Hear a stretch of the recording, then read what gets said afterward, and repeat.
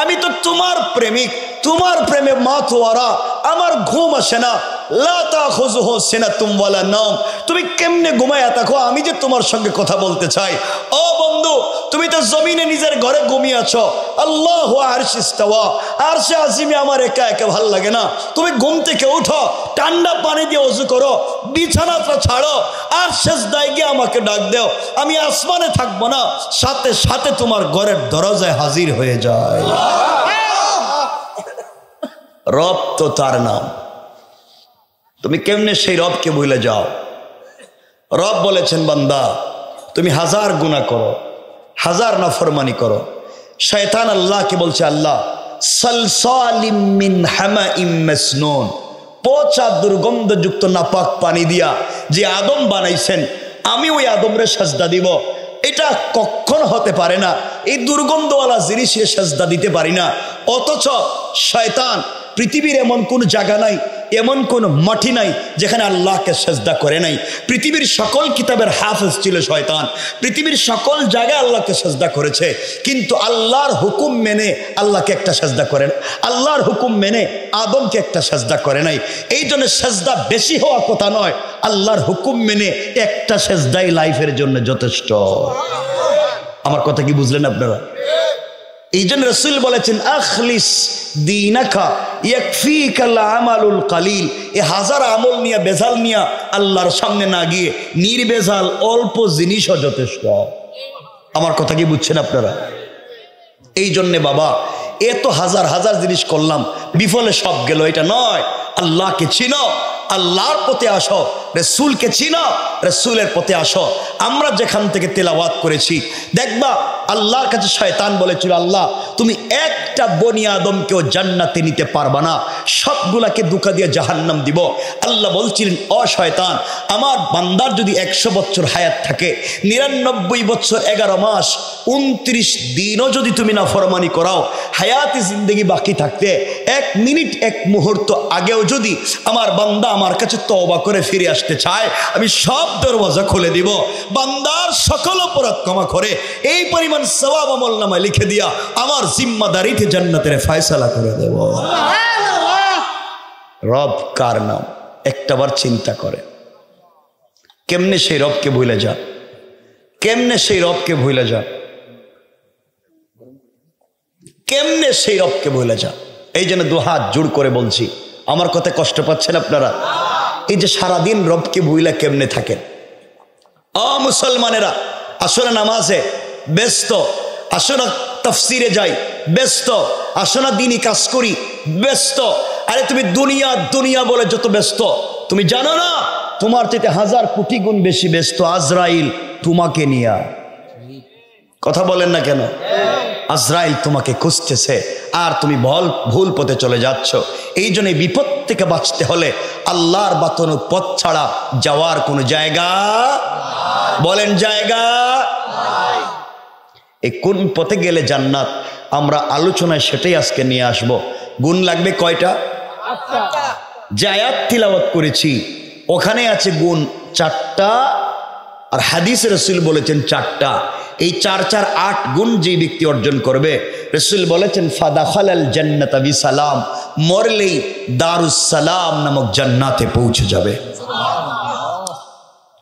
সুবহানাল্লাহ। তো আসতে বললেন, আর একটু জোরে বলেন না সুবহান।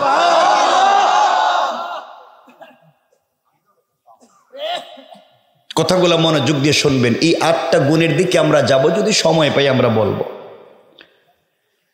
আমার মুসলমান বন্ধুগণ, গভীর মনোযোগ। আল্লাহ রাব্বুল ইজ্জত ওয়াল জালাল আখিরি জামানার পয়গম্বর সরকারে কায়নাত, দু জাহানের সরদার নবী রহমত জনাবে মুহাম্মদ রাসূলুল্লাহ সাল্লাল্লাহু আলাইহি ওয়াসাল্লাম কে আল্লাহ তাআলা জানিয়ে দিয়েছেন, বন্ধু আমার, দুনিয়ার জমিনে যারা আমি আল্লাহর গোলাম দাবি করবে, আশিক রাসূল দাবি করবে, আমি আল্লাহর গোলাম মনে করবে, আল্লাহর গোলামের গুণ কি, কোয়ালিটি কি, কন্ডিশন কি, আমার আল্লাহ কোরআনে কারীমের 19 নম্বর পারা 25 নম্বর সূরা সূরা আল ফুরকানের 63 নম্বর আয়াত থেকে আমার আল্লাহ বললেন, ওয়া ইবাদ আল্লাযীনা ইয়ামশুনা আলাল আরদি হাওনা। আল্লাহ রাব্বুল ইজ্জত ওয়াল জালাল বলছেন, মুসলমানেরা, এই দুনিয়ার জমিনে যারা আমি আল্লাহর গোলাম দাবি করবে, আশিক রাসূল দাবি করবে, আমি আল্লাহর গোলাম নিজেকে মনে করবে, বান্দারে আল্লাহর গোলামের এক নাম্বার গুণ হলো আবার গোলাম দুনিয়ার জমিনে কোনোদিন অহংকার করতে পারে না। আল্লাহর গোলাম যারা দুনিয়ার জমিনে দাবি করবে, আল্লাহ বলে দিয়েছেন আমার গোলাম দুনিয়ার জমিনে অহংকার করতে পারে না। সুতরাং আল্লাহ তাআলা আপনাকে পয়সার মালিক বানিয়েছেন, সম্পদের মালিক বানিয়েছেন। আপনি যদি সম্পদের কারণে দুনিয়ার জমিনে অহংকার করে বসেন, আবার আল্লাহ চাইলে 1 মিনিটের ভিতরে পয়সাওয়ালাকে রাস্তার ফকির বানাইয়া দিতে আমার আল্লাহর 1 মিনিটও দেরি হবে না। আমার আল্লাহ যদি চায়, কেউ যদি অহংকার করে বসে, আমার আল্লাহ চাইলে 10 তলার থেকে গাছতলায় নামাইয়া দিতে পারে।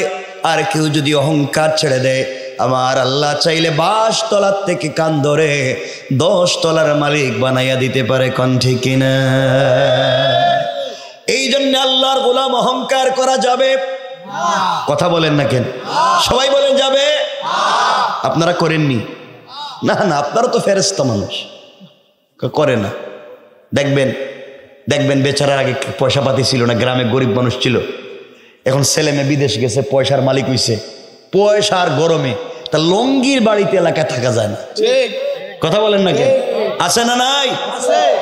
আর কেউ অহংকার করে না। কত শয়তান হয়ে গেছি আমরা, চিন্তা করি। দেখবেন এলাকায় যদি কেউ বড় হুজুর হয়ে যায়, রাগ কইরেন না, আমি তো কথা মাত্র শুরু করলাম, রাগটা কইরেন না কেউ। আর রাগ করলে কি আমি কি জিন্দিগিতে আর আইমু নাকি? তা রাগ করলে কি? কথাটা শোনেন, এলাকায় যদি কেউ বড় হুজুর হয়ে যায়, কি হুজুর? এলাকার বড় হুজুর, সব না, আবার ভালো মানুষ আছে। দেখবেন এলাকায় যদি কেউ বড় হুজুর হয়ে যায়, বড় হুজুর ওরে আল্লাহ রাস্তা দিয়ে গেলে তিনি আর পাবলিকরে সালাম দেন না। কথা কন না কেন? আমি সালাম দিব কেন? আমি তো বড় হুজুর, আমারে সালাম দেও। বড় হুজুরে সালাম দিলে জবাব দেয় না। হুজুর, বড় হুজুরে সালাম দিছেন, মাথা নাড়ায়। তো মাথায় তোমার কি সমস্যা? সালাম তো জবান দিয়ে দিবা। মুসাফা বড় হুজুরের দিকে যাইতেছে, আপনি চিন্তা করলেন বড় বড় হুজুরদের সঙ্গে মুসাফা করলে সগীরা গুনাহ মাফ হয়, হুজুরের সঙ্গে মুসাফা করতে হাত দিছেন, হুজুর নাও ঠান্ডা লাগতেছে, হাত বের করে না। কিন্তু মুসাফার সময় যদি বড় হুজুরের হাতে একটু হাদিয়া ধরাইয়া দিতে পারেন, হাদিয়া হাদিয়া বুঝছেন? হাদিয়া বুঝছেন? হ্যাঁ, কিছু যদি দিতে পারেন, থ্যাংক ইউ, ভেরি গুড, আবার আইসো আরো দিও। কথা বলেন না কেন? কেন তুমি এগুলো করছো কেন? এই শয়তানি কেন? এই জন্য আল্লাহর গোলামের 1 নাম্বার গুণ অহংকার করা যাবে। এই যে দেখেন দেশের অবস্থা, ক্ষমতা নিয়ে অহংকারের কোন শেষ ছিল না। সবই তো আমার। এই জমিনে যারা ক্ষমতার বড়াই করেছে, প্রত্যেক জালেমকে জুলুমের একটা জায়গায় পৌঁছে যাওয়ার পরে আল্লাহ তাআলা তাকে শুধু বেইজ্জত করেন নাই, লাঞ্ছনার জিন্দেগি পর্যন্ত দিয়েছেন, অস্তিত্ব বিলীন করে দিয়েছেন। সুতরাং যারা জুলুম করেছে এই দেশে, এই আলেমদের দেশে যারা জুলুম করেছে, এখন পর্যন্ত এই দেশে এই জালেমদের পক্ষাবলম্বনকারী, এই ফ্যাসিস্টদেরকে পুনর্বাসন করবার জন্য যারা চেষ্টা করে যায়, এই দেশের যুবক তরুণ আর ছাত্র সমাজ এদেরকেও দেশ ছাড়া করে দেবে। ঠিক কিনা বলে? এখন তো অনেক আছে, দেখেন ক্ষমতা ছিল, বাড়ি বানাইছে, পয়সার অভাব নাই, আজকে থাকে গিয়া জঙ্গলে। কই থাকে? জঙ্গলে থাকে। এক হুজুর আলেমদের লিস্ট করছিল না একবার, এখানে আমারও তো রাখছিল একবার প্রথম দিকে। তো হুজুর এখন কলা পাতায় ঘুমাইতেছে। ক্ষমতা কার নাম? আল্লাহ বলছেন ইন্নাল্লাহ লা ইউহিব্বুজ জালিমিন, নিশ্চয় আল্লাহ জালেমদেরকে কোনোদিন পছন্দ করেন না, পছন্দ করেন না। সুতরাং এখান থেকে শিক্ষা নেওয়া দরকার। এখনো যারা এলাকায় এখনো যারা এই সুযোগ পাইয়া এখন আরো কিছু লোক বার হইছে মানুষের বুয়া হামলা মামলা দিয়া সাধারণ মানুষের জায়গা জমি আগের জায়গায় দখল করতে শুরু করছে। আগে খাইতো একজনে, এখন খায় আরেকজনে। কথা বলেন না কেন? কথা বলেন না কেন? এগুলা করার জন্য এই দেশে আন্দোলন হইছে। এটা তো আরো বড় শয়তান। ক্ষমতা চেঞ্জ হইতেই এখন সব হেরা দখল করে লইতেছে। এই জন্য নাফরমানি বন্ধ করতে হবে। বলেন না ইনশাআল্লাহ? আমরা পারবো না ইনশাআল্লাহ? আমরা যারা এগুলো এলাকায় করবে, চুরি ডাকাতে ছিনতাই গরু চুরি জায়গা জমি দখল শয়তানি নাফরমানি যারা করবে এদের প্রতিবাদ করতে পারবো তো না? আমরাই হেই কামলা? কথা কয় না কেন? আগের জায়গায় কি আপনারা আছেন না? এখন আমরা একটু পরিবর্তন হওয়া দরকার। কথা বলেন না কেন? দরকার আছে না নাই? আমি জানি আমার কথা আপনাদের অনেক খারাপ লাগবে। লাগবে না? লাগবে, খারাপ লাগবে। অনেকের খারাপ লাগতেছে, লাগবে। এই জন্য কথাগুলো দিল দিয়ে শুনেন। এক নাম্বার, আমরা লম্বা করবো না, সংক্ষেপ করে করে যাব। আমরা সামনে আরো লম্বা আলোচনা সংক্ষেপ নিয়ে আসব। এক নাম্বার, আল্লাহর গোলামের গুণ অহংকার করা যাবে না। যা আল্লাহর গোলামের 2 নাম্বার গুণ আল্লাহ বলছেন, ওয়াইদা খাতাবাহুমুল জাহিলুনা ক্বালু সালামা। আল্লাহ রাব্বুল ইজ্জত ওয়াল জালাল বলছেন, মুসলমানেরা এই দুনিয়ার জমিনে যারা আল্লাহর গোলাম দাবি করবে, আশিক রাসূল দাবি করবে, আল্লাহর গোলাম নিজেকে মনে করবে, আল্লাহর গোলামের 2 নাম্বার গুণ হলো, আমার গোলামকে কেউ গালি দিলে গালির জবাব দিবে না, আঘাত করলে আঘাতের জবাব দিবে না, গীবত শিকায়াত করলে জবাব দিবে না। বরং আমি আল্লাহর গোলামকে কেউ যদি গালি দেয়, আমার গোলাম গালির জবাবে গালি না দেয়া ওই ব্যক্তির জন্য শান্তি আর সালামতের দোয়া করে যায়। পড়েন সুবহানাল্লাহ। আল্লাহর গোলামের 2 নম্বর গুণ গালি দেওয়া। সবাই বলে না কেন? আমার দিকে তাকান, গালি দেওয়া যাবে? আপনারা দেননি, রাস্তাঘাটে গালি গালাজ করে কেনা? গালি দেওয়া যাবে? কেউ যদি আমাদেরকে গালি দেয়, বিনিময়ে আমরা তার জন্য শান্তির দোয়া করব, সালাম দিব। বলেন ইনশাআল্লাহ। কি দিব? সালাম দেননি আপনারা? সত্য কথা বলেন না? এটা হাদিস মনে হয়েছে, আমি একটু বলে দিই। ওই আলোচনার ভিতরে, এটা আলোচনার বাইরে না। সালাম দিতে হবে। সালামটা শুরু করি আমরা পরিবার থেকে, স্বামী স্ত্রীকে, স্ত্রী স্বামীকে। ওই জায়গায় যদি সালামটার প্র্যাকটিস শুরু করতে পারি, তে সমাজ সুন্দর হয়ে যাবে। আজ আমাদের ঘর থেকে শাহজালাল, শাহপরান, জুনাইদ বাগদাদি, আব্দুল কাদের জিলানি, মুঈনুদ্দিন চিশতি এমন আল্লাহর ওলিরা জন্ম নেয় না। এর কারণ আজকালকে আমাদের মায়েরা ভালো নাই, পরিবার ভালো নাই, স্বামী স্ত্রী সম্পর্ক ভালো নাই। দুজন এক বিছানায় ঘুমায়, একজন পূর্ব দিকে মুখ দিয়া, একজন পশ্চিম দিকে মুখ দিয়া, আর মধ্যখানে ব্যারিকেড দিয়ে কুল বালিশ দিয়া। কথা কন না কেন? মনে হয় একজন রাশিয়া আর একজন ইউক্রেন। এই তো চলতে আছে, কোনো সম্পর্ক নাই কেউ কারোর সাথে। এই জন্য পরিবারকে সুন্দর করেন। পরিবারকে সুন্দর না করলেই পরিবারে শান্তি আসবে না। আমাদের কলিজার টুকরা মা আম্মা জান আয়েশা সিদ্দিকা রাদিয়াল্লাহু তাআলা আনহা, তিনি বলেন, ওয়াল্লাহি, আল্লাহর জাত ও সিফাতের কসম, আমি আমার জিন্দেগিতে রাসূলে পাককে আগে সালাম দেওয়ার বহুত চেষ্টা করেছি। রাসূল ঘরে আসতেছেন, দেখার পরে ঘরের কর্নারে লুকিয়ে গিয়েছি, পর্দার আড়ালে বসেছিলাম, দরজার কর্নারে লুকিয়েছিলাম। রাসূল আমাকে খুঁজে পাবেন না, ঘরে এসে আয়েশা বলে ডাক দিবেন, আমি ঘর থেকে বের হয়ে জড়াইয়া ধরবো, তাকে সালাম দিব। কিন্তু ওয়াল্লাহি আমার জীবনে রাসূলকে আগে সালাম দিতে পারি নাই, বরং রাসূল ঘরে আসা অনেক দূরে থাকতে তিনি আমাকে সালাম দিতেন। সুবহানাল্লাহ। সুবহানাল্লাহ একটু জোরে বলেন না? নবীজি যদি নিজের স্ত্রীকে সালাম দিতে পারছেন, তাহলে আমরা দিতে পারবো না? বলেন না ইনশাআল্লাহ? আমরা দিতে পারবো না? স্ত্রীদেরকে সালাম দিবেন তো ইনশাআল্লাহ? এই যে মুরব্বীরা আমার চেহারার দিকে, এই দেখুন হাসতেছে, হেরা চিন্তা করতেছি কি কোন আপনি বউরে সালাম দিব কে রে? স্ত্রীকে সালাম দিবেন তো? মাঝে মাঝে ঘরে গেলে বাহির থেকে সালাম দিয়েন, স্ত্রীকে সালাম দিয়েন, ইনশাআল্লাহ। বলেন না ইনশাআল্লাহ। রাসূল বলেছেন হাদিসে, যেই ঘরে স্বামী স্ত্রীকে সালাম দেয়, স্ত্রী স্বামীকে সালাম দেয়, এই ঘরে আল্লাহ 300টা বারাকাতের দরওয়াজা খুলে দেয়। যেই ঘরে স্বামী স্ত্রীকে, স্ত্রী স্বামীকে সালাম দেয়, আল্লাহ তাআলা বলছেন তাদের হার্ট এবং কিডনিতে যদি কোনো রোগ থাকে আল্লাহ তা থেকেও মুক্ত করে দেন।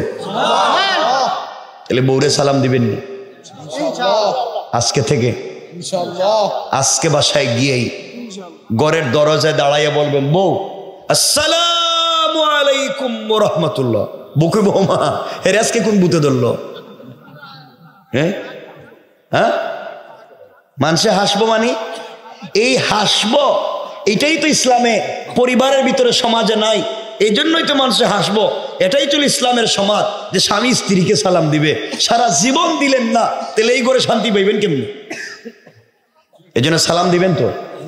আরে কথা বলেন না ইনশাআল্লাহ বলেন। মানে আমার সাথে কথা বলা লাগবে, এটা বুঝছেন তো? আচ্ছা, খিদে লাগলে কি আছে? তবারুক আছে, তবারুক না তবরুক, খাইবেন জনমের মতো।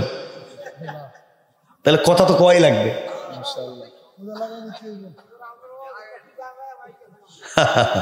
শুনতে থাকেন, সামনে তো আরো কিছু কম না, এটা শুনেন না। এই স্ত্রীকে সালাম দিবেন তো? আজকের থেকে সালাম দিবেন তো? হয়তো বাচ্চারা কইতেছে ইনশাআল্লাহ, এরা বিয়ে করতে আরো 20 বছর বাকি আছে। যারা বিয়ে করছে হেদেরই কইতে পারতেছি না। আপনারা করবেন নি এটা কোন? মহিলারা কিন্তু শুনতেছে ঘর থেকে, মাঝে মাঝে শোনেন, শেষ করি নাই কথা শুনেন। ঘরকে যদি সুন্দর করতে চান, আর এটা আমার বানানো, এটা তো হাদিস শামাইলে তিরমিজি। ঘরকে সুন্দর করতে চাইলে মাঝে মাঝে ঘরে গেলে স্ত্রীকে নিজের হাতে মুখে উঠে খাওয়াইয়া দিয়েন, মাঝে মাঝে বউরে খাওয়াইয়েন।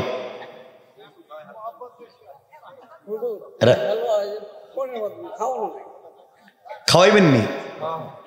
কিছু খাওয়াই না দিকে এরা, কিছু তো বলছে মাঝে মাঝে বউরে খাওয়াইয়েন। খাওয়াই তো না, আওয়াজে মনে হইতেছে না। আজকেই খাওয়াইয়েন। ঘুমাই থাকবো কেন? ঘুম থেকে কুলে করে উঠাইবেন। আরে পরিবারে তো মোহব্বত তো এখানেই, শান্তি তো ওখানেই। আপনারা তো বউরে বানাইছেন ঘরের কামলা, সারাদিন কাজ করায় আর বছরে বছরে বাচ্চা একটা সাপ্লাই দেয়। এই কাম কি বিয়ে করছিলেন? এগুলা করা যাবে না। স্ত্রীকে সম্মান করুন, স্ত্রীকে ভালোবাসুন, পরিবারকে চমৎকার করুন। দেখবেন এই ঘর থেকে শাহজালাল জন্ম নিবে, শাহপরান জন্ম নিবে, জুনাইদ বাগদাদি জন্ম নিবে। ইনশাআল্লাহ বলেন না? আমরা পারবো তো ইনশাআল্লাহ? স্ত্রীকে বুঝবেন, মাঝে মাঝে দুজন একসাথে খেতে বসবেন, এক প্লেটে খেতে বসবেন। আল্লাহ তাআলা আমাদের সবাইকে কবুল করুক, বলেন আমিন। সংক্ষেপ করে করে যাচ্ছি। 1 নাম্বার অহংকার করা যাবে না, 2 নাম্বার গালি দেওয়া যাবে না।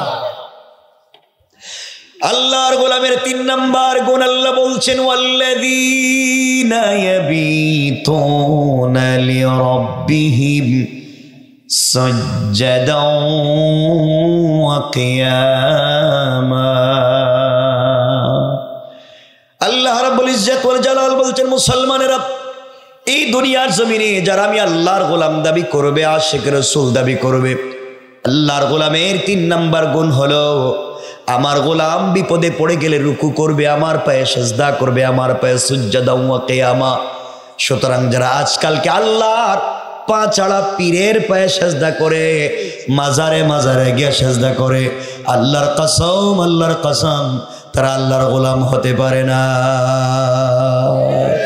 ঠিক না? জোরে বলেন।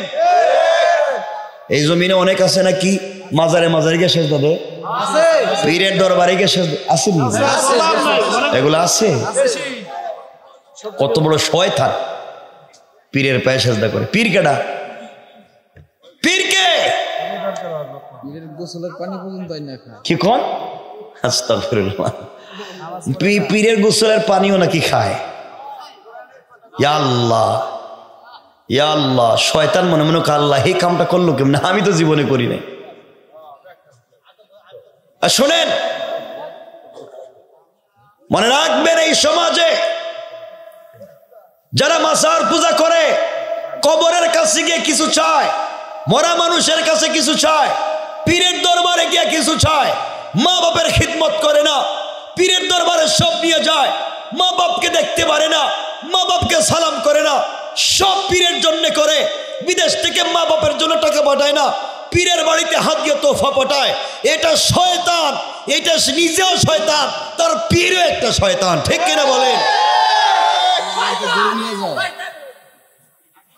পীরের বাড়িতে পাঠাবেন, পীর কিসের? রাসূল পাক বলেছেন, আল জান্নাতু তাহতা আকদামিল উম্মাহাত, জান্নাত তো ওখানে মায়ের পায়ের নিচে। দোয়া যদি চাইতে হয় মায়ের কাছে চাও, হাদিয়া যদি দিতে হয় বাবার হাতে হাদিয়া দাও। বিপদে পড়েছ পীরের বাবার দরবারে নয়, মায়ের কদমে যাও, মাকে জড়িয়ে ধরে দোয়া করো। সারা পৃথিবীর একমাত্র বনি, এমনকি বনি ইসরাইলের পয়গম্বর মুসার মতো মানুষ কাবা ঘরের ইমামও যদি হাত উঠায়, তাদের দোয়া কবুল হবে কিনা, হবে কিনা সন্দেহ আছে। মার বাপ হাত উঠালে ফিরে আসে না। চাইবো মায়ের কাছে, বলবো মায়ের কাছে, দোয়া চাইবো মায়ের কাছে, হাদিয়া দিব মাকে বাপকে। মাকে কয় বুড়া, মাকে বুড়া কয়, আর বাপকে দেখতে পারে না, সে যায় পীরের কাছে। কিসের তোমার পীর? নামাজ পড়ে না, গাঞ্জার গন্ধ করে পুরা বডিতে। হ্যাঁ, শয়তানও রাস্তাঘাট বন্ধ করে দিছে এই পীর সাহেবের নাম শুই না। এত গন্ধে এদিকে কি যাওয়া যায়? শয়তানেরও তো একটা রুচি আছে, আর এখানে মানুষ যায়। এই সমস্ত বাদ দিতে হবে। মানে রাখবেন যুবকেরা, মন দিয়ে শোনো, এই দেশ মুসলমানদের দেশ, আলিম উলামার দেশ, পীর বুজুর্গের দেশ, অলি আব্দালের দেশ, গৌস কুতুবের দেশ, মাদ্রাসা মসজিদের দেশ, আযান ইকামতের দেশ, কোরআন সুন্নাহর দেশ, ইসলামী আন্দোলনের কর্মীর দেশ। এই দেশে কোনো বন্ডামি, নষ্টামি, শিরকি, বেদাতি চলবে না। যেই সমস্ত পীরেরা খানকা কুলে সমাজে বন্ডামি করে, এদের সবকিছু ভেঙ্গে তছনছ করে দেওয়া লাগবে, ঠিক কিনা বলেন?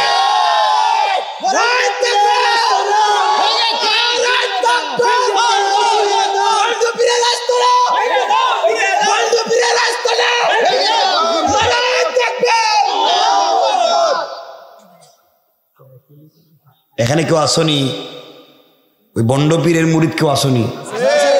বাদ দিয়ে দাও, বাদ দিয়ে দাও। বাবা আমি বলতেছি, আমার আপনাদের সাথে আমার কোনো লাগ দুশ্মনী নাই, ওখানে কিচ্ছু নাই।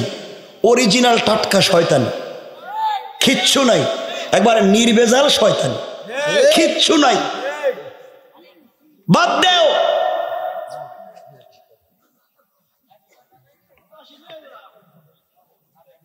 আমার দিকে তাকান, ওদিকে না। আপনারা নিজেরা নিজেরা কথা কইেন না। আল্লাহ বলছেন কোরআনে, শুনেন, আমি বানায় বলছি না। আল্লাহ বলছেন কোরআন, ইন্নাহু মান ইউশরিক বিল্লাহ ফাকাদ হারামাল্লাহু আলাইহিল জান্নাহ, যে শিরক করলো তার জন্য জান্নাত চিরতরে হারাম। ওয়া মাওয়াহুন নার, তার অরিজিনাল ঠিকানা জাহান্নাম। ওয়া মা লিয-যালিমিনা মিন আনসার, তার জন্য এই পৃথিবীতে কিয়ামতের দিনে কোনো সাহায্যকারী থাকবে না। পীর নাকি কইছে মরার পরে হে নাকি সব মুরিদরে একসাথে জান্নাত তুলিয়ে যাইব। পীরেরই তো খবর নাই, পীরেরই কিয়ামতের দিন গুরুস্থান চলবো, আর হে নাকি মুরিদরে লিয়া জান্নাতে যাইব। কেমনে কথাগুলো মানুষ কোরআন হাদিস থাকতে কেমনে ওই পথে বিশ্বাস করে, আমি বুঝতে পারি না। যেখানে রাসূল বলছেন নিজের মেয়ে ফাতেমা কি, ইয়া ফাতেমা আনকিজি নাফসাকা মিনান নার, ফাতেমা নিজেকে জাহান্নামের আগুন থেকে বাঁচাও। আমি বাপের পরিচয় দিয়া কবরে কাজ হবে না, আমি বাপের পরিচয় কবরে চলবে না। রাসূল বলছেন, বিশ্বনবী সরকারে কায়নাত, যে কবরে আমার নাম কইয়া লাভ নাই, পিসাব কয় হে নাকি বাঁচাইয়া দিব। চিন্তা করেন কোয়েটা কি। আর এগুলো বিশ্বাস করার লোকের অভাব নেই। বউর বাচ্চা হয় না, যায় পীরের কাছে, আব্বা কেমনে দিব, তো বাপ এই পিসাব কেমনে বাচ্চা দিব, যায় না অনেক লোক। ইয়া আল্লাহ, অথচ হযরতে ইব্রাহিম আলাইহিস সালাতু ওয়াস সালামের বাচ্চা হয় না, বউ বৃদ্ধা হয়ে গেছেন, বাচ্চা হয় না। ইব্রাহিম তো কারো কাছে যাননি। ইব্রাহিম আল্লাহকে বলছেন, আল্লাহ আমার বউ তো বৃদ্ধা হয়ে গেছে, আর আমারও তো দাড়ি সব পাকা, দাঁত মাত পড়ে যাইতেছে। আল্লাহ আমার তো মন চায় আমার বংশ থেকে একটা বাচ্চা থাকুক যে আমার পরে এই দেশে তাওহীদের দাওয়াত দিবে। আল্লাহ কেউ তো নাই, একটা বাচ্চার কি ব্যবস্থা করা যায় না? আল্লাহ বলছেন, ইব্রাহিম তুমি যে সুন্দর করে আমার কাছে বলো, একটা তো ব্যবস্থা দিতে চাই। আল্লাহ কেমনে দিবেন? বিয়ে কি আরেকটা করুন নাকি? বিয়ে কি আরেকটা করতে হইব? আল্লাহ কয় না, বিয়ে করা লাগবে না, আমি চাইলে এই বৃদ্ধা বয়সেও বাচ্চা দিতে পারি। ঠিক কিনা জোরে বলেন? আল্লাহ দেন নাই? ইব্রাহিমকে বাচ্চা দেন নাই? শুধু বাচ্চা দিয়েছেন এটা নয়, সুসংবাদ দিয়েছেন, ইব্রাহিম এমন বাচ্চা দিচ্ছি যেই বাচ্চার থেকে জন্ম নিবেন এই মিল্লাতের, এই পুরো দুনিয়ার রহমতের নবী, আখায়ে নামদার, তাজদারে মদিনা, সরকারে দু আলম, রাসূল পাক সাল্লাল্লাহু আলাইহি ওয়াসাল্লাম যেই বংশ থেকে জন্ম নিবেন সেই ইসমাইলকে তোমার ঘরে আমি জন্ম দিচ্ছি। সুবহানাল্লাহ। ইব্রাহিমকে বানালেন আল্লাহ মিল্লাতে আবিকুম ইব্রাহিম ওয়া সাম্মাকুমুল মুসলিমিন। ও ইব্রাহিম, মিল্লতের বাপ তোমাকে বানালাম। ইব্রাহিম তো কারো কাছে চান নাই, চাইছেন কার কাছে? কার কাছে? আল্লাহর কাছে চাইছে, আল্লাহর কাছে চাইছে। ইমরান এবং মারিয়ামের কথায় যদি যাইতো অনেক লম্বা। ইমরান এবং মারিয়ামের একটা বাচ্চা হইল না, হয় নাই? এটা কি কোনো পীর বাবার কাছে গেছিল? কথা বলেন না কেন? হেরা যায় পীরের কাছে। দিতে পারবেন কে? এই জন্য আলোচনার শুরুতেই বলেছিলাম হুকুম একমাত্র আল্লাহর। হুকুম এক, আলোচনার শুরুতেই হুকুম আল্লাহর, আর আমরা অনুসরণ করবো রসুলের। তরিকা হবে রসুলের, না বাপের তরিকা, পীরের তরিকা চলবে না। পীরের মুখে নাই দাড়ি, দাড়ি মুছ থাকলে দেখবেন এমন পীর আছে দাড়ি মুছ সব সমান করে দিছে, মাথার মধ্যে জটলা, গাঞ্জার গন্ধ করে, মাজারে মাজারে গিয়ে ভণ্ডামি করে, হেরা হইয়া যায় পীর। আর ভালো মানুষগুলোর কোনো খবর থাকে না। বাবা দুহাত জোর করে বলছি, আল্লাহর ওয়াস্তে না বুঝলে আমাকে বলেন, কিন্তু এই পথ ছেড়ে দিতে হবে। জোয়ান যারা আছো, যুবকেরা, আমার সঙ্গে শপথ নেও, আমাকে বলো আমরা আর এই ভণ্ডামি এই সমাজে এলাকায় চাই না। বলেন না চাই না। চাই না। পুরা এলাকায় পুরা এলাকায় মিলে যত গাঁজা পাওয়া যায় পীরের বাড়িতে গেলে বেশি পাওয়া যায়। আর যদি ওই যে উরুস হয় মাঝে মাঝে, হয়নি এগুলা? হয়।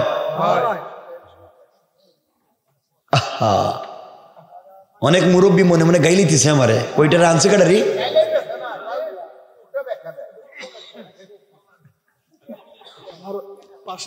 এমনে বসি নাই, পড়ালেখা জানা মানুষ, মনে রাখেন দুনিয়ার লাইনেরও আখেরাতের লাইনেরও পড়া। কেউ ভং সং করবেন না আমার সামনে। কেউ না বুঝলে দাঁড়ায় বলেন যে বুঝি নেই। আসেননি কেউ? বলেন, কেউ আসেন এখানে যে বলেন তো একজন বলেন যে পিসাব আমারে শাফাআত করে জান্নাতে নিয়ে যাবে, একটা হাদিস একটা আয়াত বলেন। কেউ আসেন এখানে যে পিসাব জান্নাতে নিতে পারবে শাফাআত করে?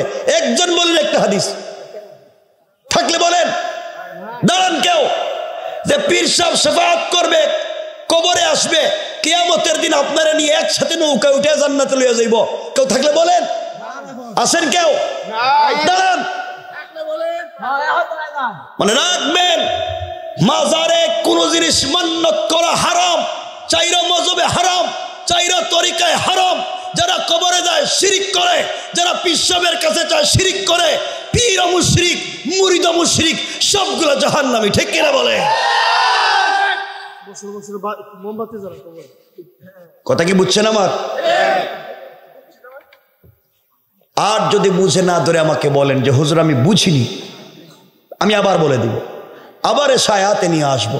কিন্তু পরিষ্কার করে বলে দিলাম, রব বলেছেন এই পৃথিবীতে ইবাদত হবে একমাত্র কেবলমাত্র তার, হুকুম তারই, তরিকা রসুলেরই, আর কারো নাই। পরিষ্কার পরিষ্কার। আল্লাহর রাস্তে পথে যায়েন না। আমি জানি আপনাদের খারাপ লাগবে, কিন্তু না বুঝলে আমাকে বলো। অমুক পীর তমুক পীর শুনতে শুনতে এখন শুনি ল্যাংটা পীরও বুঝে আছে, একটা খিতা পীর, গাতের পীর, সব পীর বানায় দিছে আল্লাহ। আল্লাহ আল্লাহর কোনো জিনিস বানায় ওই ল্যাংটা পীরের দরকার, যার সব দেখা যায় হেও নাকি পীর, সব দেখা যায় হেও পীর হয়ে গেছে। এটা তো পাগল, এটা তো পাগল, এ পীরই বকেন।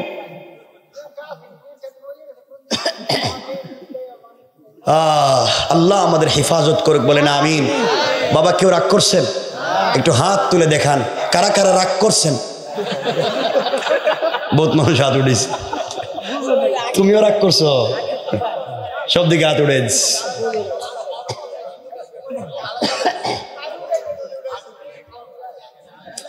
এজন্য আমার সাথে বলেন, সবাই বলেন মাজারে মান্নত করা, সবাই বলেন মাজারে মান্নত করা, পীরের পায়ে সেজদা করা, কবরে সেজদা করা, পীরের কাছে বাচ্চা চাওয়া হারাম।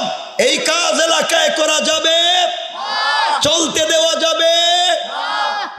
পরিষ্কার পরিষ্কার? কারো জানা আছে কিছু? জানতে চান? আর প্রশ্ন আছে? কালকে থেকে আর ঝামেলা করবেন না এলাকায়, কোনো ঝামেলা করবেন না এলাকায়। তাহলে আমরা 3 নাম্বার গুণ পাইলাম। আর দেখেন আল্লাহ বলছেন, আমি না, ওয়াল্লাযীনা ইয়াবিতুনা লিরাব্বিহিম সুজদান ওয়া কিয়ামা। সিজদা যদি দিতে হয় রবরে, কিয়াম যদি করতে হয় রবের জন্য। কিয়াম মানে কি? ওই যে তারা কিয়াম, এটা কইতেছি না, কিন্তু এটা নামাজের কিয়ামের কথা আল্লাহ বলছেন।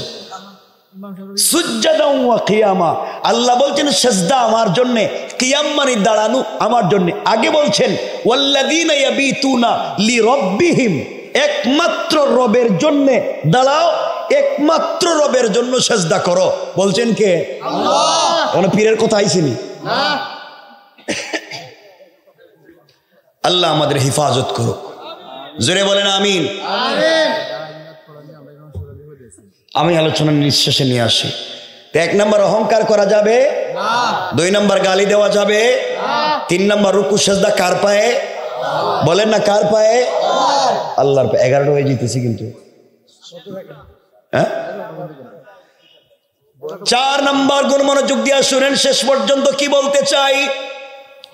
4 নাম্বার গুণ আল্লাহ রাব্বুল ইজ্জত ওয়াল জালাল বলছেন, যেটা আমার উচ্চ আয়াত। আল্লাহ বললেন ওয়াল্লাযীনা ইয়াকুলুনা রব্বানা ইসরিফ আন্না আযাবা জাহান্নাম ইন্না আযাবাহা কানা গারামা। আল্লাহ রাব্বুল ইজ্জত ওয়াল জালাল বলছেন, মুসলমানেরা, এই দুনিয়ার জমিনে যদি কেউ আমি আল্লাহর গোলাম দাবি করে, আশিক রাসূল দাবি করে, আল্লাহর গোলামের 4 নাম্বার গুণ হলো, আমার গোলাম সাকারাত শুরু হয়ে যাওয়ার আগে, গারাগারা শুরু হয়ে যাওয়ার আগে, কবরে চলে যাওয়ার আগে, মালাকুল মউত পৌঁছে যাওয়ার আগে, আমার বান্দা যদি তার পুরা জিন্দেগির অপরাধের জন্য ক্ষমা চায়, 1 নাম্বার আমি আল্লাহর কাছে ক্ষমা চাই।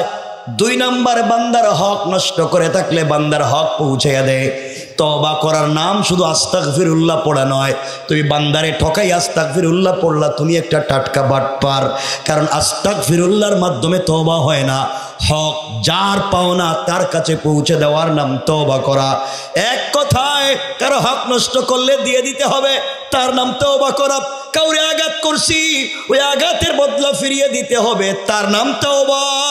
কেউকে গালি দিয়েছি, ওই গালির বদলা তার সামনে দাঁড়াইয়া বলতে হবে, তুমি আমাকে গালি দেও, সাওয়া ইম বাইনানা ওয়া বাইনাকুম, হয়তো সমান সমান হবে, নচেত তুমি আমাকে ক্ষমা করে দাও। আল্লাহ বলছেন, বান্দার হক থাকলে আল্লাহ কোনোদিন সেই বান্দাকে ক্ষমা করে দিবে না। কথা কি বুঝতে পারছেন আমার? এই জন্য মাফ চাইব কার কাছে? মাফ চাইব কার কাছে? প্রথমে যার হক মারছেন তার কাছে। গ্রামে দেখবেন হক মারার ওয়াস্ত বুঝে না পাবলিক, রাগ কইরেন না আবার। আপনাদের ইমাম সাহেবকে এলাকা, মসজিদ এলাকা, এই যে, আচ্ছা আচ্ছা আচ্ছা, মাশাআল্লাহ, তো আমি তো চিনি না সবাই ইমাম সাহেব। আচ্ছা শুনেন, একটা গ্রামে 100-200 ঘর থাকে না? থাকে না? 100-200 ঘর থাকে, প্রত্যেক বাড়িতে দেখবেন 2-4টা বাচ্চা প্রাইভেট পড়ে না? গ্রামের সবাই মিলে খাওয়া দাওয়া করে, ইনকাম করে, বাচ্চাদেরকে স্কুলে পড়ায়, সব ঠিক। শুধু এক গ্রাম থেকেই মাসে প্রাইভেট টিচারের পিছনে 2-3 লাখ টাকা যায় না? যায় না? কিন্তু পুরা গ্রাম মিলে হুজুরে 10,000 টাকা দেয় না। কথা বলেন না কেন? কেন এই কাম কি? হুজুর কি কামলা? এর বউ বাচ্চা নাই? এরপরে দেখবেন যে বউর সাথে পারে না, এ হুজুর রে কয়, হুজুর বাথরুম ময়লা কেন? বাথরুম তুমি পরিষ্কার করো। বাথরুম হুজুর পরিষ্কার করবে কেন? অজুখানা ময়লা কেন? তুমি পরিষ্কার করো। পরিষ্কার ফতোয়া। আবার বলে দিচ্ছি, পরিষ্কার ফতোয়া। ইমাম সাহেবকে দিয়ে বাথরুম পরিষ্কার করাও, অজুখানা পরিষ্কার করাও, মসজিদ ঝাড়ু দেওয়ানো ইমামের কাজ নয়। আবার বলছি, এটা ইমামের কাজ নয়। আপনি যদি তাকে দিয়ে কাজ করাতে হয়, তাকে নিয়োগ দেওয়ার সময় নিয়োগপত্রে কি কি কাজের বিনিময়ে পয়সা দিবেন ওটা লিখে নিতে হবে। যদি শুধু নামাজের জন্যই রাখেন, নামাজের বিপরীতে আদার্স কোনো কাজ করাতে পারবেন না, সব হারাম, সব হারাম। এমনকি বহুত ইমাম সাহেবকে সভাপতি নিজের খরচ নিয়ে বাড়িতে পাঠায়। কথা বলেন না কেন? এগুলা বন্ধ করতে হবে। আপনারা এতজন মানুষ গ্রামের নামাজ পড়েন, ইমামের বেতন দেন না 5,000।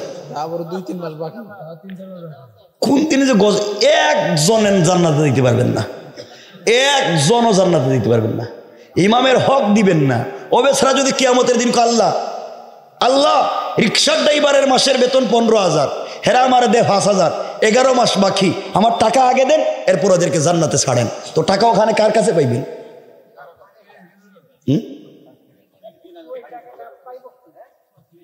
এই জন্য আমাকে সবাই বলেন, যার যার মহল্লা সবাই বলেন ইমামের বেতন বাড়াইয়া দিবেন। দেখছেন কিছু কয় না, এখন কথা কয় না। জুড়ে বলেন ইনশাআল্লাহ, জুড়ে বলেন ইনশাআল্লাহ। দিত না মনে হয়, দিত না এই জন্য ইনশাআল্লাহ কয় না। কয় কি শুনছি মাঝে মাঝে অনেক জায়গায় নাকি কয় হুজুরদের এই কম টাকা যে বরকত হয়। কি সুন্দর পাঞ্জাবি, হ্যাঁ কয় না, যে বরকত। হুজুরের এই 5,000 যদি যে বরকতে, তুমি ওই কামে লাইনে যাও, তুমি আসো কালকের থেকে চাকরিতে, অজু তো ঠিক থাকবে না। এজন্য আল্লাহর ওয়াস্তে বাবা ইমামদেরকে সম্মান দেন। কারণ মনে রাখবেন, ইমাম পুরা গ্রামের দায়িত্ব নিয়ে নামাজে দাঁড়াইছে। ও যদি ভুল পথে যায়, ওর যদি নিয়ত খারাপ হয়, ওর যদি একটু আপনাদের ব্যাপারে ভিন্ন চিন্তা হয়, একজনও জান্নাতে যাইবেন না, একজনও না। এরপর আরো শুনছি ইমামরা নাকি নামাজ ছাড়া অন্য যদি কোনো কাজ করে, মানে অন্য ব্যবসা বাণিজ্য করে, এটা নাকি দেখছেন এটা হুজুর না, এটা তো দুনিয়া লেগে গেছে, মানে হে একা একা খাইবো। হুজুর ব্যবসা করলে সমস্যা কি? চিন্তা ঢুকাই দিছে শয়তানেরা। হুজুর ব্যবসা করলে সমস্যা আছে। আর কথা বলেন না কেন? আমি কোথায় থাকি জানেননি? আমি যে দেশে থাকি নেড়ে জানেননি? আপনারা জানেন না, অনেকে জানার কথা না। আমি দেশে থাকি না। অনেক সময় আল্লাহ বহুত দূর পর্যন্ত নিয়ে যায়। তো আমি যে কথা বলতে চাই খুব ভালো করে বুঝবেন। পৃথিবীর বিভিন্ন রাষ্ট্রে, উন্নত রাষ্ট্রে গ্রামের সব থেকে বড় যেই ব্যক্তি পয়সাওয়ালা, তার যত টাকা বেতন হয় তার থেকে ডাবল ইমামের বেতন হয়, তার থেকে ডাবল হয় ইমামের বেতন। এই জন্যে ইমামের বেতন ঠিক নেই, ইমামের হকটা ঠিক মতো পৌঁছে দিবেন। কারণ ও বেচারা ইমাম একটু যদি খারাপ চিন্তা করে, কারণ নামাজ ঠিক থাকবে না। কারণ ও যদি কয় যা ওরা বেতন দেয় না, অজুই করতাম না, কি করবেন? কিন্তু ও যদি কয় যা নামাজ তো একদিন আমার যাইতো, অজু ছাড়া এদের নামাজ পড়াম, বেতন দিবা না, অজু করতাম না। ইমাম তো একজন যাইব, পুরা গ্রাম লিয়া তো যাইব না, পরের চিন্তা না। গেরে ইমাম তো একজন যাইব, তো গ্রাম শ্রদ্ধা তো লইয়া যাইব। আপনি একজনের জাহান্নামে ভাড়াইবেন কম টাকা দিয়া, আর পুরা গ্রাম বাচ্চা যাইবেন। এজন্য ইমামও বাঁচবে, গ্রামবাসীও বাঁচবে। বলেন ইনশাআল্লাহ। সবাই জুড়ে বলে লাগবে ইনশাআল্লাহ।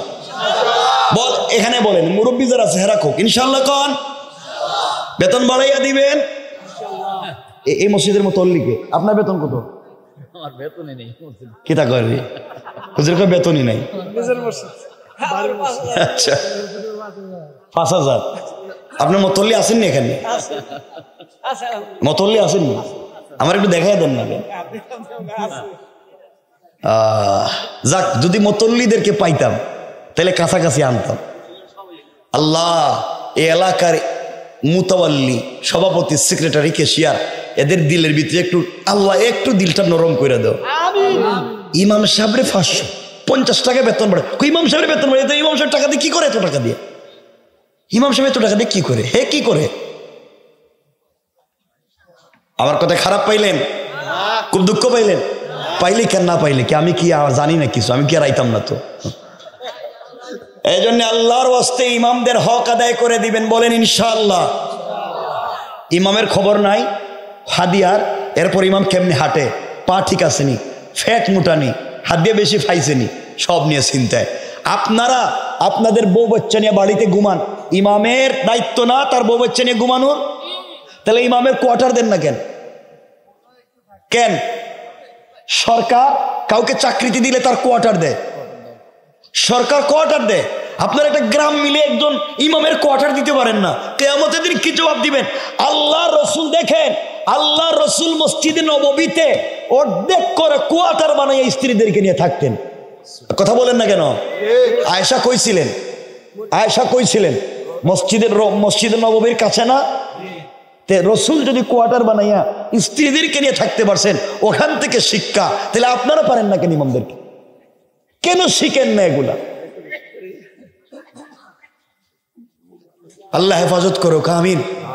হেরা পরে চিন্তা করবো, হুজুর তখন ওয়াজ লাগাই দিয়েছি ইমামদের পক্ষে, তো বিপক্ষে কইতাম না কিতা? আর হেরাও খারাপ আছে, এই যে যারা এরা খারাপ আছে, এরা সবাই ভালো না, হেরাও সত্য কথা কয় না। চাকরি যাইব কি দেখা, চাকরি থাক আর যাক, আপনার একবার ডাইরেক্ট অ্যাকশন, ডাইরেক্ট। এই যে এই যে সভাপতি সুদ খাও কেন দাও, এইভাবে কইবে। হয়তো সুদ খাইছে নাইলে চাকরি গেছে, হয়তো চাকরি থাকবো নাইলে যাইবো, কিন্তু কইতে তো পারছে। কারণ এক চিন্তা করেন, একজন রিক্সাওয়ালাও মাসে 15 থেকে 20,000 কামায় নাকি? আল্লাহ আমাদের হেফাজত করুক, আমি কয়টা গুণ বলছি সংক্ষেপ করে দিই। 5 নম্বর গুণ রাসূল হাদিসে বলছেন, ইয়া আইয়ুহাল ইনসান। 5 নম্বর গুণ হলো আফসুস সালাম। 5 নম্বর গুণ হলো একে অপরকে সালাম দিবেন। 6 নম্বর গুণ হলো সংক্ষেপ করে যাচ্ছি, ওয়া আতঈমুত তাআম। যার ঘরে খাবার নাই তার ঘরে খাবার পৌঁছে দিবেন। আপনার ঘরে 10টা আইটেমের খাবার আছে, প্রতিবেশীর ঘরে এক বেলার খাবার নাই, আপনি যত বড় কাবা ঘরের ইমাম হন না কেন জান্নাতে যেতে পারবেন না। আতঈমুত তাআম, যার ঘরে খাবার নাই তার ঘরে খাবার পৌঁছে দিবেন। আপনার বাচ্চা হাতে দামি ফল নিয়ে, ফ্রুটস নিয়ে, সুইট নিয়ে রাস্তায় বের হলো, পাশের ঘরের বাচ্চার হাতে নাই, আপনি তাকে দিতে পারলেন না, আপনি জাহান্নামী। কারণ ও আতঈমুত তাআম, যার নাই তাকে দিতে হবে, এই কাজ করতে হবে। 7 নম্বর রসুল বলেছেন ওয়াসিলুল আরহাম, আত্মীয়তার বন্ধন ঠিক রাখতে হবে। আজকালকে আত্মীয়তার বন্ধন ঠিক নাই, এমন হয়ে গিয়েছে ছেলে বিয়ের আগে মা বাপ তার কাছে বড় ভালো ছিল, বিদেশ থেকে মায়ের খবর নিচ্ছে, বাবার খবর নিচ্ছে, বিয়ের পরে দেখা যায় অ্যাকাউন্ট করছে শ্বশুর বাড়িতে। কথা বলেন না কেন? অ্যাকাউন্ট করেছে শ্বশুর বাড়িতে, সব ওখানে পাঠাইয়া দেয়। সুতরাং দেখবেন আল্লাহর ওয়াস্তে ওয়াসিলুল আরহাম, আত্মীয়তার বন্ধন ঠিক রাখবেন। 4 নম্বর অর্থাৎ 8 নম্বর রাসূল বলেছেন সাল্লু ফিল লাইলি ওয়ান নাসু নিয়াম। গভীর রজনীতে দুনিয়ার সকল মানুষ যখন ঘুমিয়ে যায়, ওই সময় ঘুম থেকে উঠে কোন আল্লাহর বান্দা যদি হাত উঠে তওবা করে কান্দে, আল্লাহর রাসূল বলছেন ফাদাখালাল জান্নাতা বিসালাম। ইন্তেকাল করতে দেরি হবে, আল্লাহর তৈরি জান্নাতে যেতে দেরি হবে না। পড়েন সুবহানাল্লাহ। এই যে এতক্ষণ কথা বললাম সংক্ষেপ করে বোঝানোর জন্য নিয়ে যাই। 1 নম্বর গুণ অহংকার করা যাবে না। 2 নম্বর গুণ গালি দেওয়া যাবে না। 3 নম্বর গুণ রুকু সেজদা আল্লাহর পায়ে। 4 নম্বর তওবা করব আল্লাহর কাছে। 5 নম্বর সালাম বিনিময়। 6 নম্বর প্রতিবেশীর হক। 7 নম্বর আত্মীয়তার বন্ধন ঠিক। 8 নম্বর গভীর রাত্রে নামাজ। এই 8 গুণ যদি অর্জন করতে পারেন, আমি আপনি জান্নাতে যেতে আর কোনো জিনিস লাগবে না, জান্নাতে যেতে পারবো। যদি ঈমান ঠিক থাকে জান্নাত পর্যন্ত যেতে পারবো। এবার মনোযোগ দিয়ে শুনেন কি বলতে চাই। এই 8 গুণ তখন তখনই অর্জিত হবে যখন এলাকার মানুষ সুন্দরভাবে চলবে, যখন এই রাষ্ট্রের সকল জায়গায় কোরআন পৌঁছে যাবে। কারণ আজকালকে রাষ্ট্রের সকল জায়গায় কোরআন পৌঁছে যায় নাই, কোরআন দিয়ে সমাজ চলে নাই। আজকে যদি সমাজের ভিতরে কোরআন থাকতো, চুরি থাকতো না, জেনা থাকতো না, বদমাইশি থাকতো না, এই সমাজের ভিতরে খুন খারাপি থাকতো না, জমি দখল ভূমি দখল থাকতো না, মাদক জুয়া ফেন্সিডিল থাকতো না, সব বন্ধ হয়ে যেত। এই জন্যে আমরা সকলে কি চাই? এই রাষ্ট্র চলবে আগামীতে কোরআন দিয়া। চাই কি চাই না? হাত উঠে বলেন লিল্লাহে তাকবীর, নারে তাকবীর। হাত নামান। চাই কি চাই না? কি দিয়া চাই? সবাই বলেন না। কোরআন দিয়ে যদি রাষ্ট্র চলে, এই রাষ্ট্রের ফিতনা থাকবে না, সবাই যার যার অধিকার ফিরে পাবে। হিন্দুরাও পাবে, সকল ধর্মের মানুষও পাবে, মুসলমানরাও পাবে, সবাই যার যার অধিকার পাবে। বাবা আপনাদেরকে বলছি, আপনারা চিন্তা করেন তো, আপনার ইমান আপনাকে রাত্রবেলা ঘুম ভাঙ্গাইয়া ওই যে বাড়ির কাছে মসজিদ, আপনার ইমান আপনাকে ঘর থেকে মসজিদে নামাজে নিয়ে যাইতে পারে না। আপনার ইমান আপনাকে মসজিদে নিতে পারে না। এই ইমান আপনাকে জান্নাতে নিয়ে যাইব পুল সিরাত পার করাইয়া কইছে কে? বলেন। আপনার ইমান আপনারা মসজিদে নিতে পারে না, এত দুর্বল ইমান। এই ইমান নিয়ে আপনি জান্নাতে চলে যাবেন পুল সিরাত পার হইয়া? কি চিন্তা আপনাদের ভিতর! এই জন্য আল্লাহর ওয়াস্তে আমরা এই সমাজ চাই কোরআন দিয়া। সমাজ যদি কোরআন দিয়া চলে, সমাজ কত সুন্দর হবে। সংক্ষেপ করে আপনাদেরকে বলে, আমরা রাত্র 11টা হয়ে গেছে, সংক্ষেপ করে নিয়ে যাচ্ছি। সমাজ চালাবো কি দিয়া? কথা বলেন না কেন? কোরআন মানতে অসুবিধা আছে? কোরআনে কারীমের সূরা ইব্রাহিমের প্রথম আয়াতে আল্লাহ বলছেন আলিফ লাম রা কিতাবুন, এটা এমন একটা কিতাব আনজালনাহু ইলাইকা, যা রাসূল আপনার প্রতি অবতীর্ণ করা হয়েছে, লিতুখরিজান নাসা মিনাজ যুলুমাতি ইলান নূর, যা অন্ধকারাচ্ছন্ন থেকে আলোর পথ দেখাতে পারে। একমাত্র পৃথিবীতে শান্তি নিয়ে আসতে পারে আল কোরআন। কি নিয়ে আসতে পারে? কি নিয়ে আসতে পারে? আল কোরআন। কে নিতে পারে আল কোরআন? একমাত্র কোরআন দিতে পারে আল কোরআন। কোরআন এই সমাজে শান্তি ফিরিয়ে আনতে পারে। কোন পীর সাহেব শান্তি আনতে আনলো না এতদিন। পীর সাহেব শান্তি মনে রাখবেন। কথা আর একটা মনে পড়ে গেছে, 1 মিনিটে বইলে দিই। গাড়ির ড্রাইভার যদি ঠিক না থাকে, প্যাসেঞ্জারের সিটে বসে জিকির করে লাভ নাই। পীর সাহেব প্যাসেঞ্জারের সিটে বসে তসবিহ পড়বেন, জিকির করবেন, মুড়িদের কুরমা ফুলাও খাইবেন। আর ড্রাইভার যদি গাজাকুর হয়, ইয়াবাকুর হয়, তাইলে ঢাকায় না গিয়া পদ্মা ব্রিজের নিচে নামাইয়া দিব। গাড়িও ডুববো, ড্রাইভারও যাইব, পীর সাহেবও যাইব। কথা বলেন না কেন? না গাড়ি যাইব, পীর সাহেব বাঁচবো? কথা বলেন। এই জন্য প্যাসেঞ্জারের সিটে বৈশা তসবি মাইরে লাভ নাই। প্যাসেঞ্জারের সিটে বৈশা শুধু তসবি পড়লে হবে না, আগে ড্রাইভিং সিটে যদি কোনো মাতাল থাকে, ওই মাতালরে সরাইয়া ওই ড্রাইভিং সিটে বসাতে হবে কোরআনওয়ালাকে। ঠিক কিনা জোরে বলেন? এতটুকু তো বুঝছেন? কোরআনওয়ালা যদি ড্রাইভিং সিটে বসে যায়, প্যাসেঞ্জারের সিটে যদি জায়গা নাও থাকে, দাঁড়াইয়া খাড়াইয়া বৈশা হইলেও জায়গা মতো যাওয়া যাইতে এতটুকু বুঝছেন তো? সুতরাং প্যাসেঞ্জারের সিটে নয়, ড্রাইভিং সিটে একজন কোরআনওয়ালাকে বসাতে হবে। বসালে কি লাভ, এই কথাটাই 1 মিনিট 2 মিনিটে বলে দেই।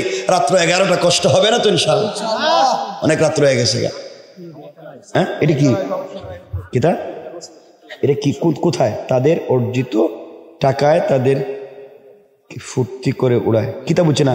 তার স্ত্রীরা তা আমাদের আমোদ ফুর্তি করে উড়ায় দেয়। আচ্ছা আচ্ছা, যদি সুযোগ পাই বলে দিব না। প্রবাসীদের টাকায় মাহফিল, কিন্তু প্রবাসীরা বাড়িতে টাকা পাঠায়, বউ সেই টাকা নিয়ে ফুর্তি করে, তাই হেরে থালাক দেয় না কেন? এরা করে রাখছে কেন? এটা কোন এই শয়তান রে, জালিম রে রাখছে কেন? টাকা পাঠাইবো হে, আর ঘুরবো লইয়া তার আরেক নাগর রে লইয়া। কথা বলেন না কেন? এর ঘরে রাখছে কেন? হেরে ডিভোর্স দেয় না কেন? এজন্য শোনেন, আমরা বলতেছি তো সংক্ষেপ, 11টা তো হয়ে গেছে, আর কত বলা যায়? কষ্ট হচ্ছে? একটু হাত তুলে দেখান কার কার কষ্ট হয়।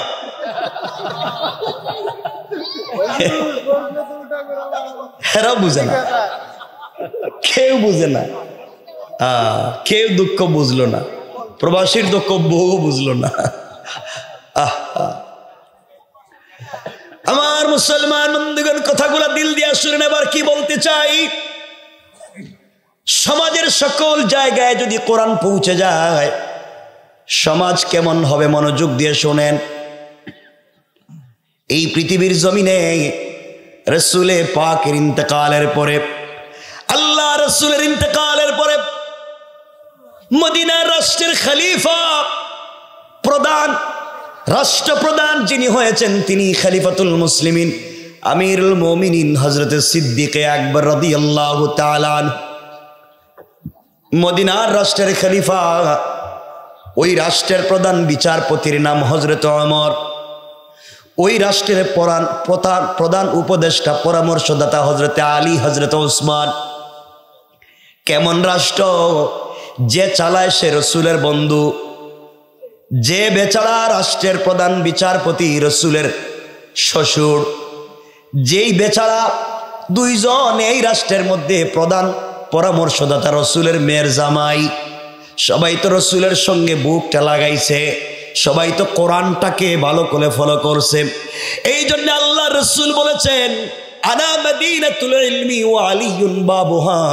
আমি যদি জ্ঞানের রাজ্য হই, আমি জ্ঞানের রাজ্য, ওই রাজ্যে প্রবেশের দরওয়াজার নাম হযরতে আলী। আলী এত বিশাল ক্ষমতার মালিক ছিলেন, আল্লাহ তাআলা তার নাম দিয়েছেন নাসাদুল্লাহিল গালিব, একটা বিজয়ী বাঘ।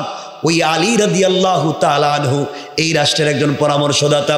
হযরত ওসমান ওই ব্যক্তির নাম, যাকে দেখলে ফেরেশতারা পর্যন্ত লজ্জা পেত।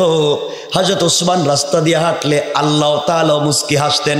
হযরত ওসমান রাসূলের ঘরে আসলে রাসূল ওসমানের চেহারার দিকে তাকাতে লজ্জা পাইতেন, কারণ এমন একটা ভদ্র মানুষ আসমানের নিচে জমিনের উপরে আর নাই।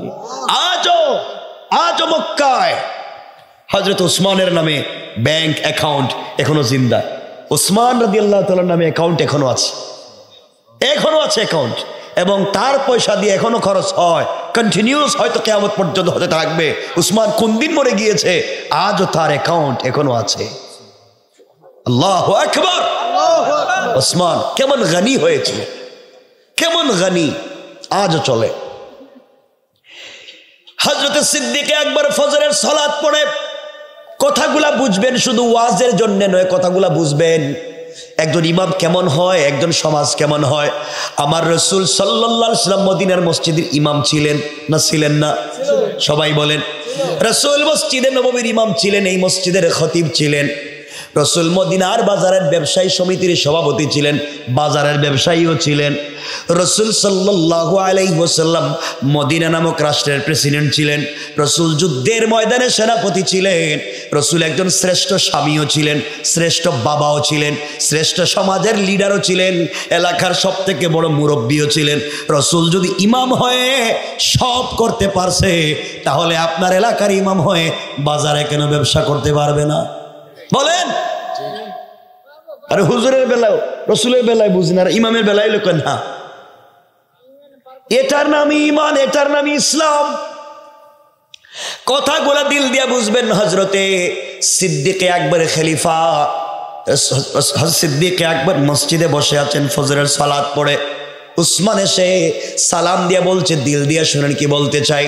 সালাম দিয়া বলছে, ভাই আবু বকর রে, আমি জানতে চাই আল্লাহর রাসূলের ইন্তেকালের পরে তুমি রাষ্ট্র কি দিয়ে চালাও? হযরত আবু বকর বললেন, আমি তো কোরআন দিয়ে রাষ্ট্র চালাই, রাসূলের তরিকায় আল্লাহর হুকুমে কোরআন দিয়ে রাষ্ট্র চালাই। আবু বকরকে উসমান বলতেছে, আবু বকর বলো, যেই রাষ্ট্র কোরআন দিয়া চলে, যেই রাষ্ট্রের খলিফা আবু বকর, ওই রাষ্ট্রের যদি একজন নাগরিক না খেয়ে মারা যায়, একজন সাধারণ নাগরিক, এই রাষ্ট্রের একজন সাধারণ নাগরিক যদি না খেয়ে মারা যায়, আল্লাহর আদালতে কি আপনাকে জবাবদিহি করতে হবে?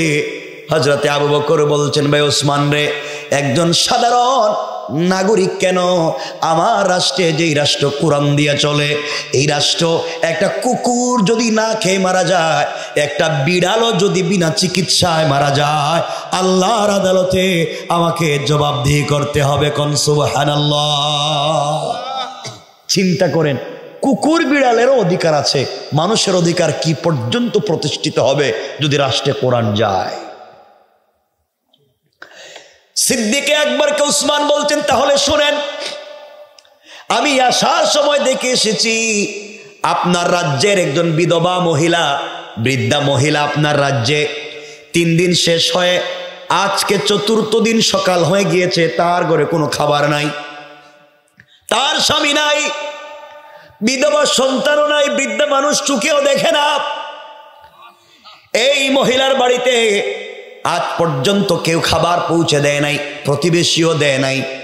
রাষ্ট্রের পক্ষ থেকে আপনি প্রেসিডেন্ট খাবার দিলেন না, কিয়ামতের দিন কি জবাব দিবেন?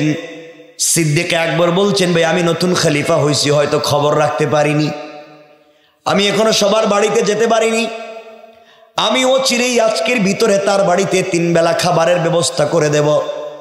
হযরত ওসমান বলছেন, ভাই আবু বকর, আমি জানি আপনি খাবারের ব্যবস্থা করে দিবেন, কিন্তু আমি জানতে চাই ওই মহিলা চোখে দেখে না, কে রান্না করে দিবে, কে খাইয়ে দিবে? বৃদ্ধা মানুষ, তার তো একজন কর্মচারী লাগবে। মসজিদের ভিতরে সবাই বসা, সিদ্দিক আকবর বাড়িতে কর্মচারী কোথায় পায়? বিনা পারিশ্রমিকে, বিনা পয়সায় কে কাজ করে দিবে? একজন সাধারণ নাগরিকের ব্যাপারে কথা চলতেছে ডাইরেক্ট প্রেসিডেন্টের দরবারে। চিন্তা করলেন, কেউ তো দাঁড়ায় না, বিনা পয়সায় কাজ করে দিবে, কেউ দাঁড়ায় না। এমন সময় রাষ্ট্রের প্রধান বিচারপতি, চিফ জাস্টিস হযরত ওমর, এত গরম মানুষ ছিলেন, এত গরম যে রসুলের মাথা কাটতে গিয়েছিল, আজ এত নরম হয়েছে একমাত্র কোরআনের কারণে। হযরত ওমর দাঁড়িয়ে গেলেন, চোখের পানি ছেড়ে বলছেন, সিদ্দিক আকবর আমিরুল মুমিনিন, চিন্তার কারণ নাই, ওই মহিলার বাড়িতে আজকে থেকে বিনা পারিশ্রমিকে আমি খাদেম হয়ে গেলাম। সিদ্দিক আকবর বলছেন, শোনো ওমর, তুমি রাষ্ট্রের সুপ্রিম পাওয়ার, প্রধান বিচারপতি, তোমার তো অনেক দায়িত্ব আছে মন্ত্রণালয়ে, কোন সময় অফিসের কাজ করবা, কোন সময় মহিলার বাড়িতে কাজ করবা। ওমর বলছেন, খলিফাতুল মুসলিমিন, রসুল পাকের তো বেশি দিন খিদমত করতে পারলাম না, ওই মহিলার খিদমত করে আল্লাহর রসুলের সামনে কিয়ামতের দিন দাঁড়াবো। আমি অফিসে যাওয়ার আগে সকালবেলা মহিলার বাড়িতে কাজ করে দিব, অফিস থেকে বাড়িতে ফেরার পথে কাজ করে দেব। সিদ্দিক আকবর বলছেন, কোনো পয়সাও পাবা না, কিন্তু দায়িত্ব নেওয়ার পরে যদি ঠিক মতো আদায় না করো, 1 সপ্তাহের ভিতরে আমি আবু বকরের দরবারে জবাবদিহি করা লাগবে। আর হাজার হাজার মুসলমানদের সামনে বলছি, তুমি দায়িত্ব নেওয়ার পরে যদি দায়িত্ব আদায় না করো, কিয়ামতের দিনে আল্লাহর আদালতে রসুলের সামনে তোমাকে কাঠগড়ায় দাঁড় করাইয়া দেব। চিন্তা করেন, প্রধান বিচারপতির সঙ্গে কেমন কথা। আর আমাদের গ্রামের, আমাদের এলাকার পাড়া মহল্লার কোনো পাতি নেতা হয়ে যায়, তারও পা কিন্তু মাটিতে লাগে না, ঠিক কিনা জোরে বলেন? আমার কথা কি আপনারা বুঝতেছেন? হযরত ওমরকে আবু বকর বললেন, যাও, আজ থেকে তোমার দায়িত্ব, ডিউটি হয়ে গিয়েছে, ঠিক মতো আদায় না করলে খবর আছে। আমার বন্ধুগণ, কোন সিকিউরিটি গার্ড নাই, প্রধান বিচারপতি একা একা চলে।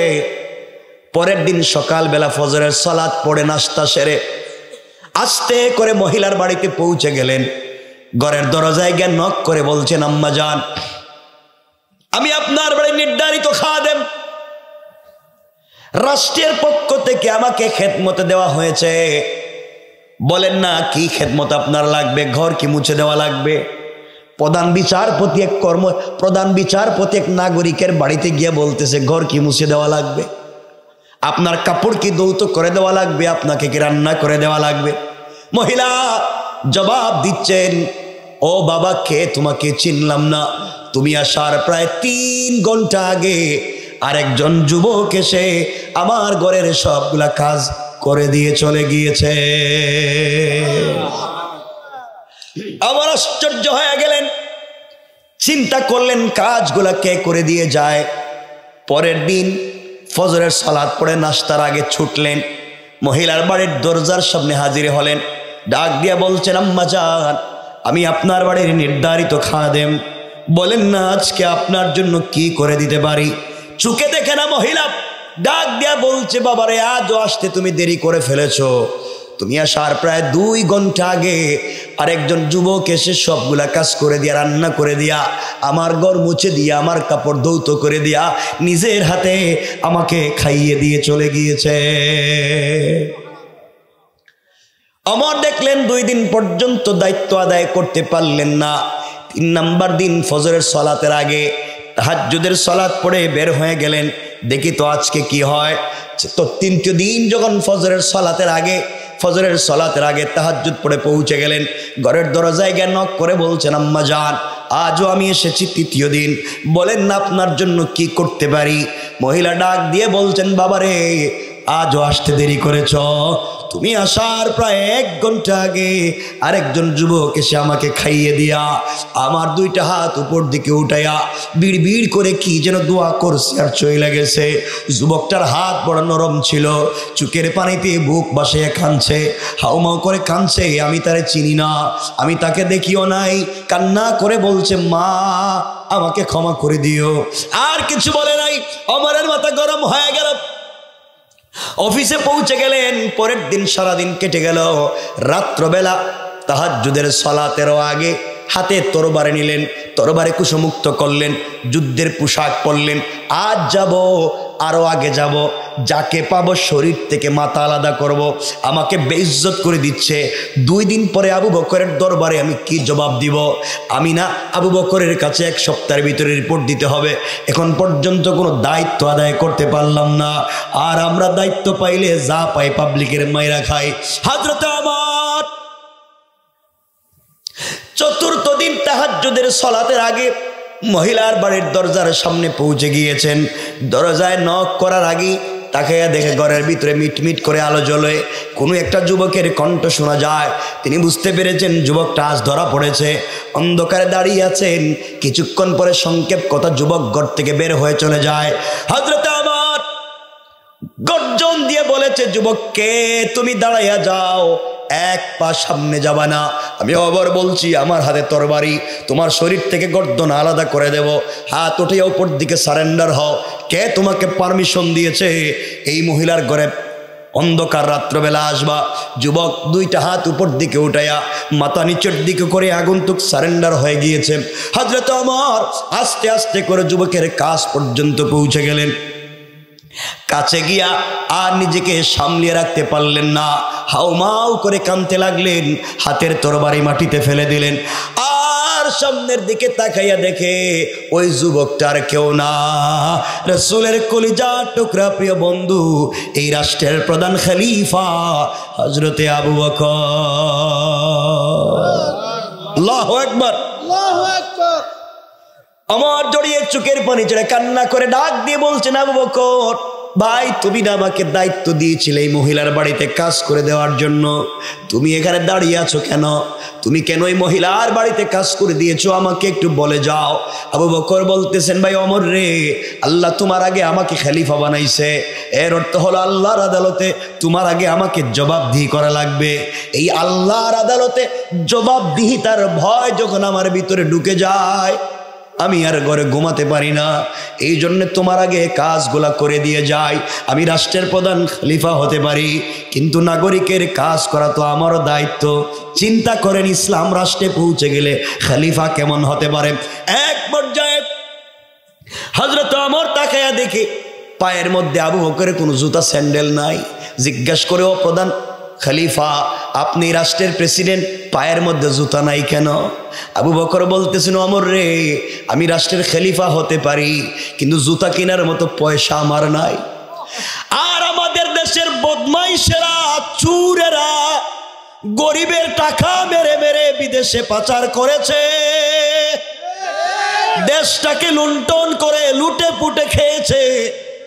এই জন্যে এই রাষ্ট্রে একজন ওমর আবু বকরের মতো খলিফার দরকার। আবু বকর কে বলছেন, ওমর তোমার পায়ে জুতা নাই। ওমর বললেন, জুতা নাই কেন বলো? আবু বকর বলছেন, দেখো আমার তো চামড়ার জুতা পরবার মতো পয়সা নাই, আমার একটা খড়মের কাঠের জুতা আছে। কাঠের জুতা দিয়ে যদি মদিনার রাস্তায় হাঁটি, পাথরের রাস্তা খট খট করে রাত্রবেলা আওয়াজ হবে। এই আওয়াজ হলে অনেক মানুষের ঘুম ভেঙে যাবে, অনেক মানুষের ইবাদত নষ্ট হয়ে যাবে। আমি ভাঙ্গা জুতা পরে মানুষের কষ্ট দিতে চাই না, এই জন্যে আমি খোলা পায়ে খালি পায়ে মহিলার বাড়িতে কাজ করে দিই। কোটি কোটি টাকা রাষ্ট্রের সামনে থাকার পরেও যেই খলিফা জুতা পরার মতো পয়সা খরচ করে না, এটাই কোরআন প্রতিষ্ঠা করেছে। আমাদের রাষ্ট্রেও যদি এমন কোরআন চলে আসে, এই রাষ্ট্রের মধ্যে চুরি চামারিও থাকবে না, ফিতনাও থাকবে না, দুর্নীতিও থাকবে না। কোন ঠিক কিনা? কথা বুঝছেন নি আমার? এই জন্য কোরআনের দরকার আছে না নাই?